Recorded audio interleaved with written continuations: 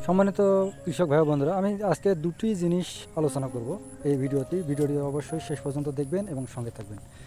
এক নম্বর হচ্ছে আমরা যে গাছে স্প্রে করি, তো মূলত গাছ কোন সময় বেশি খাদ্য সংগ্রহ করে থাকে। আর দ্বিতীয় যে আলোচনাটা থাকছে সেটা হচ্ছে গাছে আমরা কোন সময় স্প্রে করি এবং কেন করি।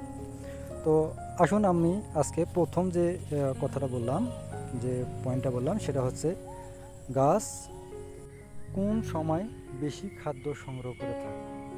হ্যাঁ, গাছ কিন্তু যখন সূর্যের আলো সকালে যখন উঠে তখন থেকে খাদ্য সংগ্রহ করা শুরু করে এবং অর্থাৎ দুপুরের পর বিকেল সূর্যের আলো গড়া পর্যন্ত এই সময়ে গাছ খাদ্য সংগ্রহ করে থাকে এবং এটা ধীরে ধীরে এই যে খাদ্যটা সংগ্রহ করে থাকে এটা কিন্তু রাত পর্যন্ত তারা এটা ধীরে ধীরে এটা শরীরে ব্যয় করতে থাকে।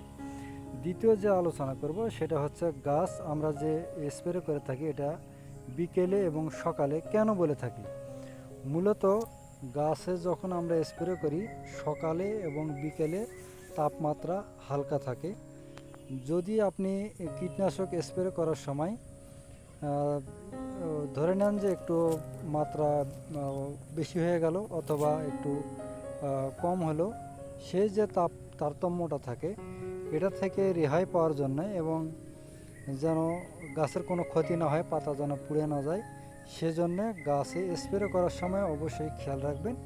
এটি অবশ্যই বিকেলবেলার কথা অথবা সকালের কথা বলা হয়, কারণ ওই সময় তাপমাত্রাটা কম থাকে। তো ভিডিওটি কেমন লাগলো অবশ্যই কমেন্ট করে জানাবেন। ধন্যবাদ। আর নতুন নতুন ভিডিও পেতে চ্যানেলটির সাথে থাকুন। ধন্যবাদ। আসসালামু আলাইকুম।